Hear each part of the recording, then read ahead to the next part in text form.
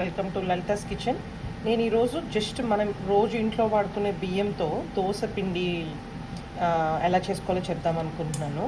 But నేను already వేసేసిన తర్వాత గుర్తొచ్చింది. నేను మెయిన్ టూ కప్స్ ఆఫ్ ఉరద్దాలు తీసుకున్నాను. 2 కప్స్ అంటే నేను కప్స్ అని ఎప్పుడు చెప్పినా అది మన రైస్ కుక్కర్ కప్ అనమాట. ఓకే, రైస్ కుక్కర్ కప్పుతో 2 కప్స్ ఉరద్దాలు. ఓకే, 2 కప్స్ ఆఫ్ ఉరద్దాలు అనమాట ఇది. ఓకే, ఇప్పుడు దానికి నేను ఏం చేశానంటే డబల్ తీసుకోవాలి. 2 కప్స్ అంటే 4 కప్స్ రైస్. ఓకే, ఒక్క 4 కప్స్ అంటే ఒక 1 కప్లో క్వార్టర్, ఇట్లా అరౌండ్ ఇంతవరకు శనగపప్పు. ఇది శనగపప్పు అనమాట. ఓకే, ఒక 2 టీ స్పూన్స్ మెంతులు, మేతి, ఒక పావు వరకు అటుకుళ్ళు.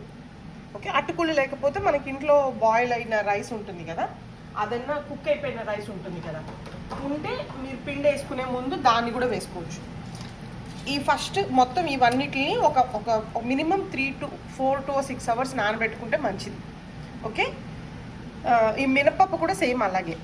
చూసారు కదా, మినపప్పుని కూడా బాగా కడిగేసేయాలి, బాగా వాష్ చేసేసి అప్పుడు దాన్ని నానబెట్టుకున్నాం అనుకోండి.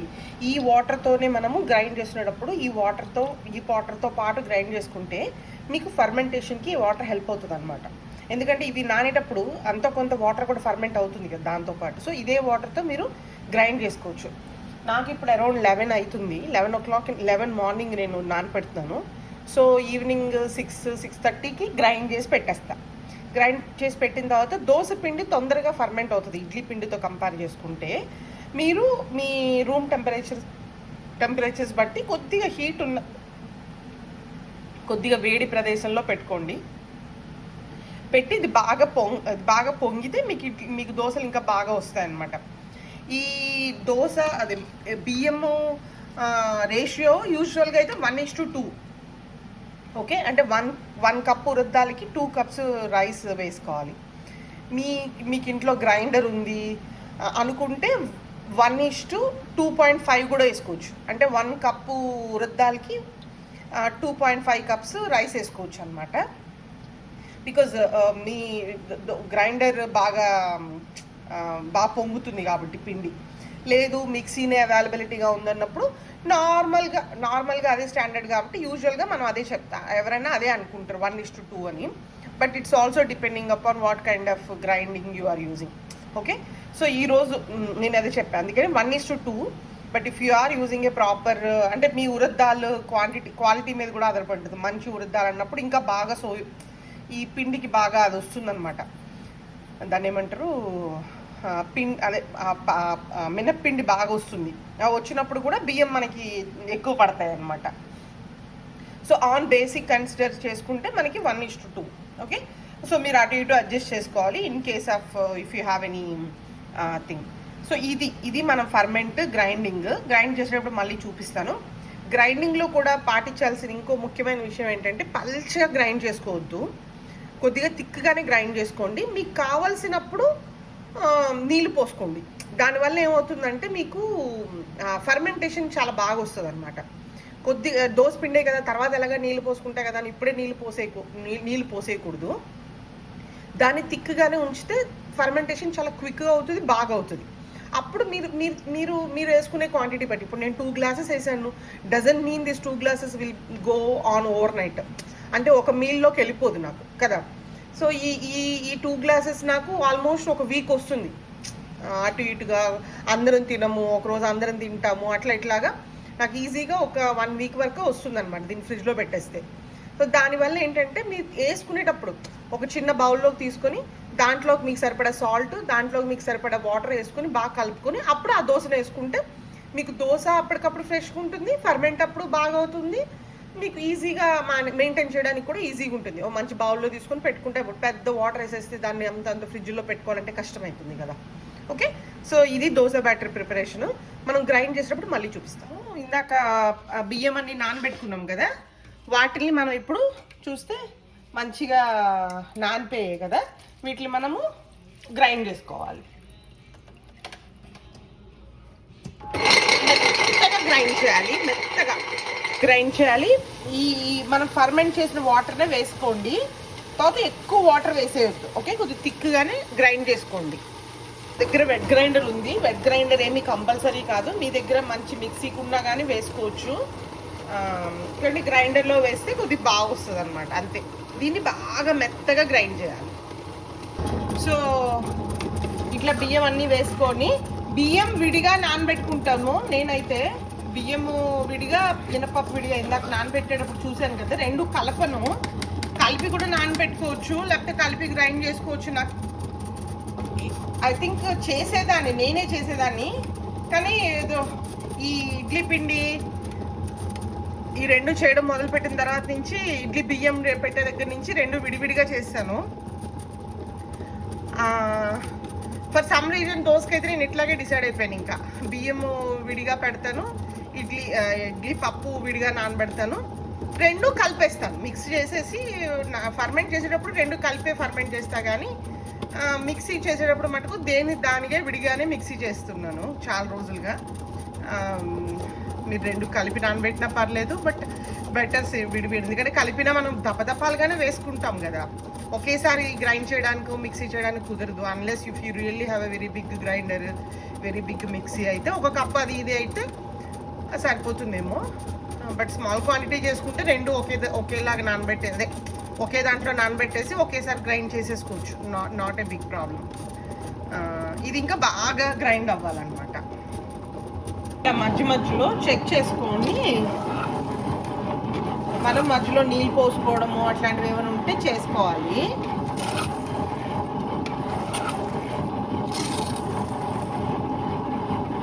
మేక్ షూర్ అంతా ఈవెన్గా గ్రైండ్ అవుతుంది, లేకపోతే పక్కన పప్పులు అవన్నీ ఉండిపోతాయి అన్నమాట.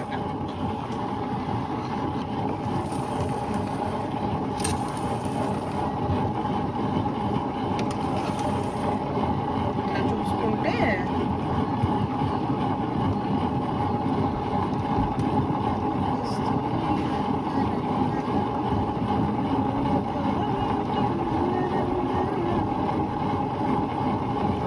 బాగా మెత్తగా అయిపోయినాక మనం తీసేసుకొని అప్పుడు మినపప్పు వేద్దాం, మినపప్పు గ్రైండ్కి వేద్దాం.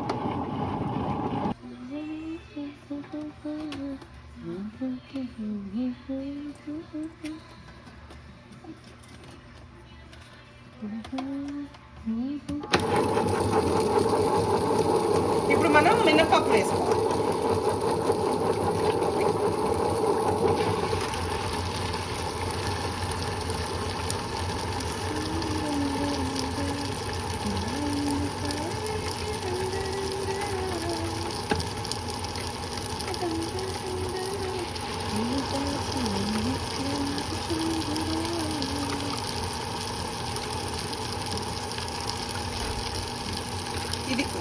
ఇది కూడా బాగా మెత్తగా, ఎంత మెత్తగా అంటే అంత మెత్తగా.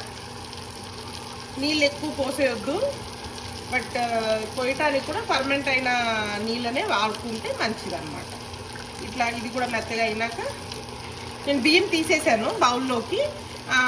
ఇలాంటి ఫర్మెంట్ చేయడానికి ఎప్పుడన్నా మీరు స్టీల్ గిన్నెలు కాకుండా మామూలు స్టీల్ గిన్నెలు వాడుకోవడానికి ట్రై చేయండి. గాజులు కాకుండా, గాజు వాటిలో ఫర్మెంటేషన్ కొద్దిగా లేట్గా అవుతుంది అనమాట. సో అందువల్ల మనకి ఏంటవుతుందంటే, దానివల్ల మనకి ఫర్మెంట్ చేయడానికి ఏదైనా పెట్టుకునేటప్పుడు, ఇప్పుడు పెరుగు పాలని మరిగించి పెరుగు చేసుకునేటప్పుడు ఇవేమి చేసుకున్నా try to use steel bowls. Steel bowl కానీ మన అల్యూమినియం బౌల్స్ ఉంటాయి కదా, అలాంటి వాటిల్లో వేసుకుంటే మీకు తొందరగా బాగా ఫర్మెంట్ అవుతాయి, తొందరగా ఫర్మెంట్ అవుతాయి అన్నమాట. ఓకే, సో ఇప్పుడు ఈ మినపప్పు అంతా వేసేసుకున్నాం కదా, దీనికి సరిపడా వాటర్ వేసుకోవాలి.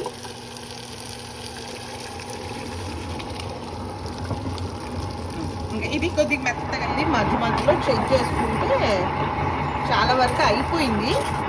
కొద్దిగా మెత్తగా చేతితో ఇలా అంటే మనకి మెత్తగా తగలాలన్నమాట. అయిపోయింది. ఎక్కువసేపు చేసినా కానీ మళ్ళీ ఆ పిండిలో ఉన్న ఆ సంథింగ్, ఆ సాఫ్ట్నెస్ అది ఉంటుంది కదా, పిండికి ఒక తత్వం ఉంటుంది కదా, ఇడ్లీ పిండి మినప్పిండికి అది పోతుంది అనమాట. మరి టూ మచ్గా చేసేయకూడదు. అంటే టూ మచ్గా చేసేయకూడదు అంటే నా ఉద్దేశం ఆ పిండిలో ఉన్న సాఫ్ట్నెస్ పోతుంది అని అంటారు అనమాట. ఓకే, ఇంకొక నిమిషం చేసేసి దీన్ని మనం తీసేద్దాం. చిన్న ఎక్కడో కార్నర్లో తగులుతుంది, అది కూడా లేకుండా ఉంటే బాగుంటుంది. ఓకే, ఇంకా అయిపోయింది. దీన్ని తీసేసి మనం ఇందాక పిండి కలుపుకున్నాం కదా, దాంట్లో దీన్ని మిక్స్ చేసేద్దాం. సో ఇప్పుడు ఇందులోనే మనకి మినప్పిండి ఉంది, బియ్యము గ్రైండ్ చేసింది ఉంది. దీన్ని మనం బాగా కలుపుకోవాలి, చాలా బాగా కలపాలి. ఇప్పుడు ఇలాగే ఉంటుంది. మనం తీసుకునేటప్పుడు కొద్దిగా నీళ్ళు పోసుకోవాలి.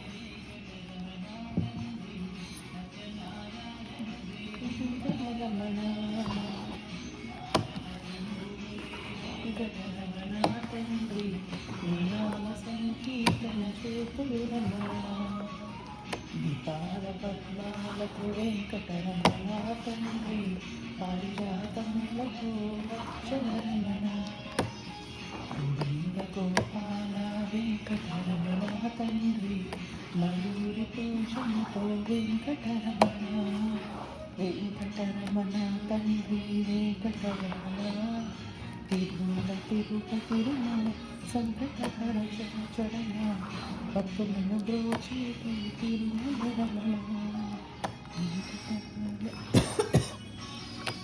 బాగా కలపాలి. కింద మీద ఎక్కడ లమ్స్ ఉండిపోకుండా. ఇది కొద్దిగా తిక్కుగా ఉంది కదా, ఇప్పుడు మనకి రేపు పొంగేటప్పుడు బాగా పొంగుతుంది. అప్పుడు మనకు కావాల్సిన ఉప్పు కూడా అప్పుడే వేసుకోవాలి. ఇప్పుడు వేసుకుంటే తొందరగా ఫర్మెంట్ అయిపోయి ఇదంతా ఎక్కువ ఫర్మెంట్ అయిపోతుంది అనమాట.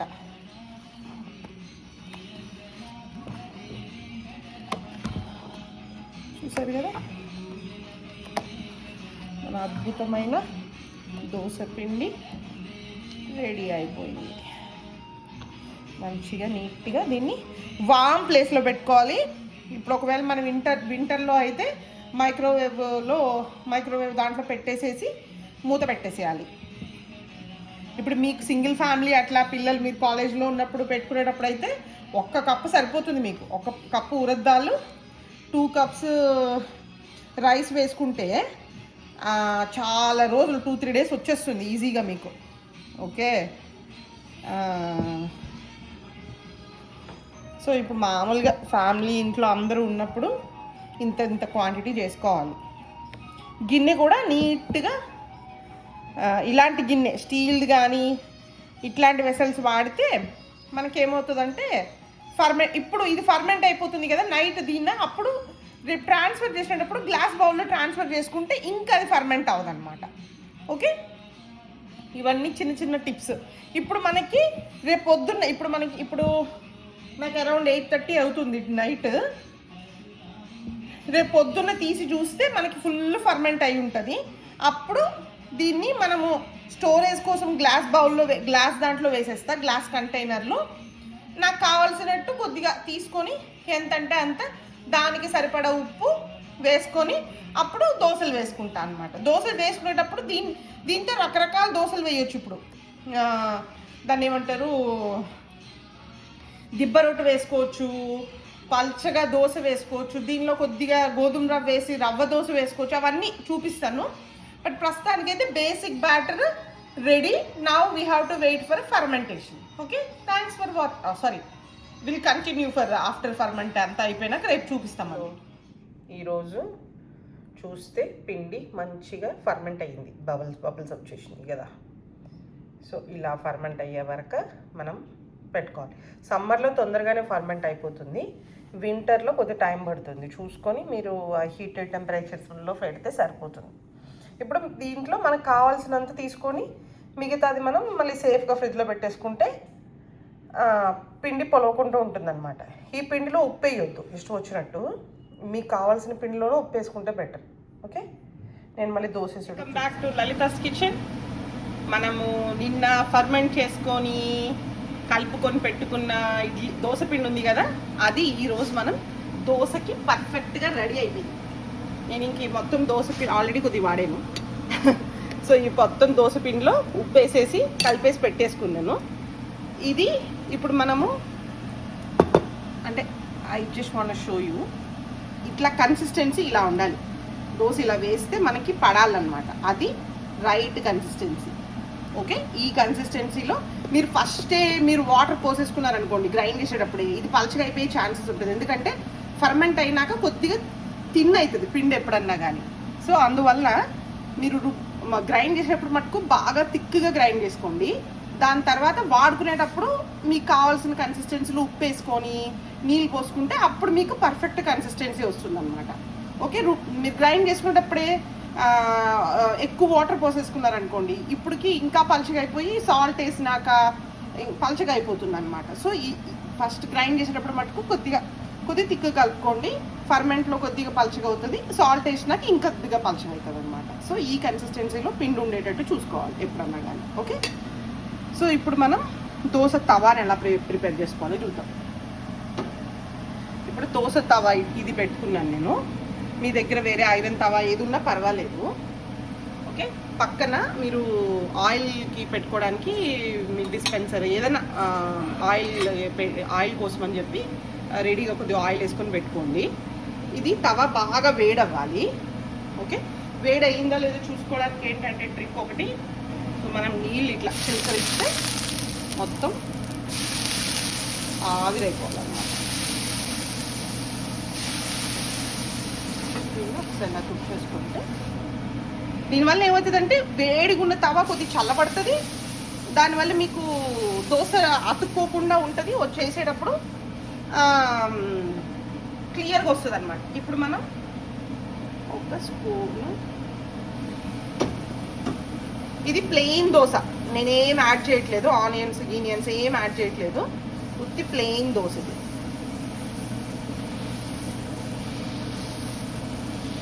ఇట్లా మరి ఇట్లా కొద్ది పలుచగానే కావాలి మా వాడికి.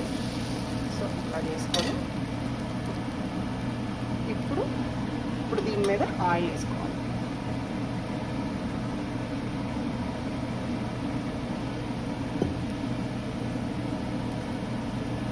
అంచులమ్మట వేసుకుంటే ఇంకా మంచిది.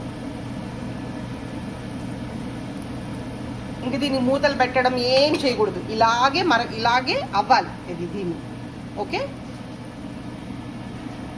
దీన్ని ఒక్కసారి ఫ్రై అయినాక చూద్దాం. ఒక 2 నిమిషాల్లో అయిపోతుంది. We don't need to have అంటే మచ్ టైం ఏం పట్టదు, బట్ చూపిస్తుంది. సో ఇప్పుడు చూసారా మనకి దోశ అయిపోయింది. దీనికి ఇదే వచ్చేస్తుంది, మీరేం పెద్దగా హర్యానా పడక్కర్లా, దానికి అదే మనకి విడిపోతుంది. అంటే డిపెండింగ్ అపాన్ ప్యాన్ కూడా ఉంటుంది. మీరు మంచిగా నాన్ స్టిక్ ప్యాన్ ఐరన్ తవా వేసుకుంటే మంచిగా వచ్చేస్తుంది పిండి అంతా కన్సిస్టెన్సీ బాగా ఉంటే. సో ఇప్పుడు మనకి because he need crispy dosa, అందుకని కొద్ది క్రిస్పీ. దీన్ని అస్సలు వెనక్కి తిప్పడం అలాంటి పిచ్చి పనులు చేయకూడదు. దోశ ఒకసారి వెనక్కి తిప్పేమో అది మెత్తగా అయిపోతుంది అనమాట. సో ట్రిక్ ఏంటంటే దోశను ఎప్పుడు వెనక్కి తిప్పకూడదు, ఇదే అయిపోవాలి అంతే ఒకటే సైడ్. ఇది జస్ట్ ప్లెయిన్ దోశ. ఓకే, దీన్ని ఇట్లా ఫోల్డ్ చేసుకొని ఓకే క్రిస్పీ దోశ. ఇప్పుడు నెక్స్ట్ దోశకి వెళ్దాం. ఆనియన్ దోశ వేసుకుందాం. ఆనియన్ దోశ కూడా దోశ వేసుకునేటప్పుడు ఇప్పుడు మనం ఇందాక వేడిగా అయింది కదా మనం చేసేటప్పుడు. సో ఇప్పుడు మనం కొద్దిగా నీళ్లు పోసి చల్లపరుచుకున్నాం కదా. సో స్టార్టింగ్ వేసేటప్పుడు మంట చిన్నగా ఉండాలి, అప్పుడే మీకు దోశ వెనక్కి రాదు, లేకపోతే స్పూన్ కతుక్కొని మళ్ళీ దోశ వెనక్కి వచ్చేస్తుంది. ఓకే, సో ఇప్పుడు దీనికి నేను ఎగ్ దోశ వేస్తున్నాను, ఆనియన్ దోశ కాదు, సారీ. సో ఎగ్ చితక్కొట్టి చూపిస్తాను నేను మీకు. సో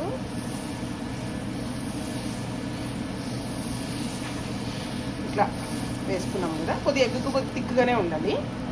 ఇప్పుడు ఎగ్ నేను ఏం చేశానంటే ఒక 2 ఎగ్స్, ఒక కొద్దిగా పెప్పర్, కొద్దిగా సాల్ట్. ఓకే, ఇది బాగా కలుపుకొని దీని మీద వేసుకోవాలి.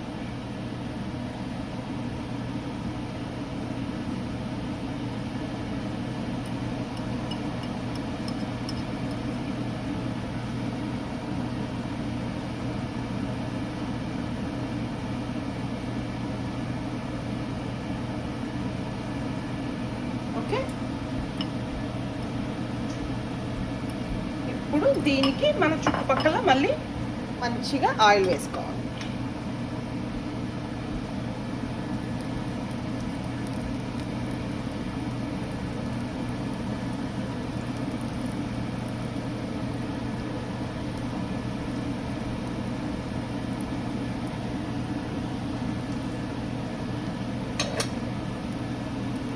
అయిపోతుంది.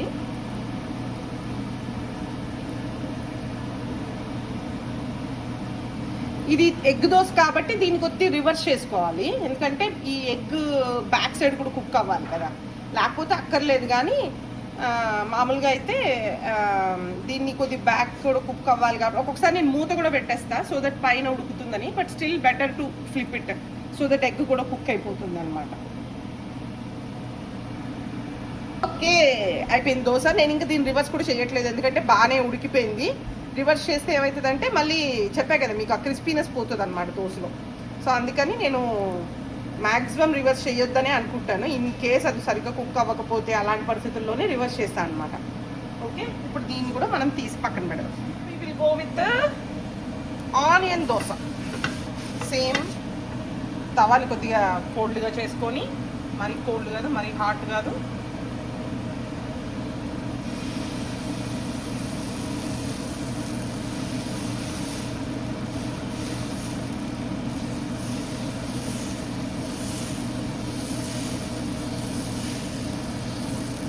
మధ్యలో ఎక్కువ స్ప్రెడ్ అయ్యేటట్టు చూసుకోవాలన్నమాట.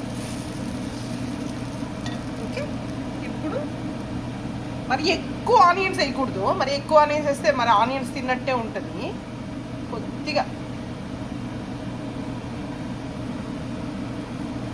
వేసుకొని అంచులు వెంబట మళ్ళీ నూనె వేసుకో.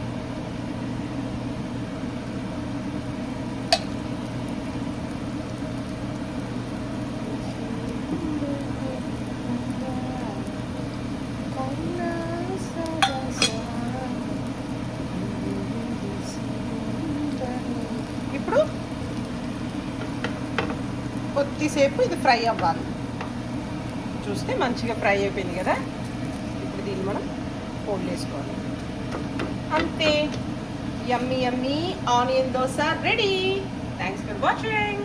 Okay, now I'm making my favorite dosa. I will surprise you guys. First normal dosa వేసేసుకోవాలి.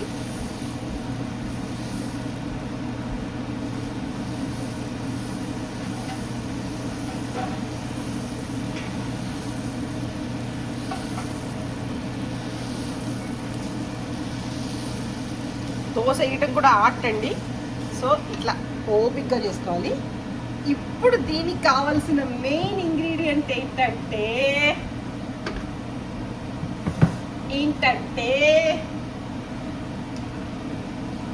Sugar. yes, you hear correct.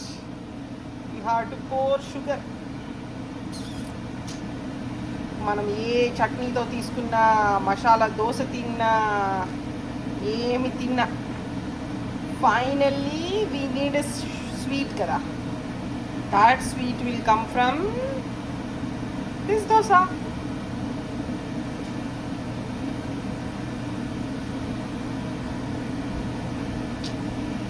నాకు మొత్తం దోశ ఎపిసోడ్లో, and I'm not a big dosa favour, but ఈ ఎంటైర్ దోశ ప్రాసెస్లో నాకు నచ్చింది ఏమైనా ఉంది అంటే అది ఈ దోశ. సో ఇంకోటి ఏంటంటే ఈ దోశ, స్వీట్ దోశకి మెయిన్ ఇంగ్రీడియంట్ గీ లేకపోతే కొద్దిగా ఈ దోశ బాగుండదు అనమాట. So you must add ghee.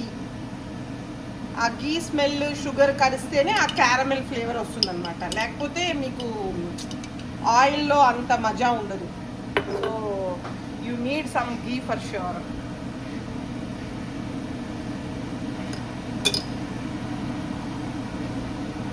Okay, ఇప్పుడు దీన్ని బాగా ఫ్రై అవ్వాలి. It's done. సీ, మంచి క్యారమెల్ అయిపోయింది dosa. Now fold it. Yummy, yummy sweet dosa. Try with your family and enjoy. Thanks for watching.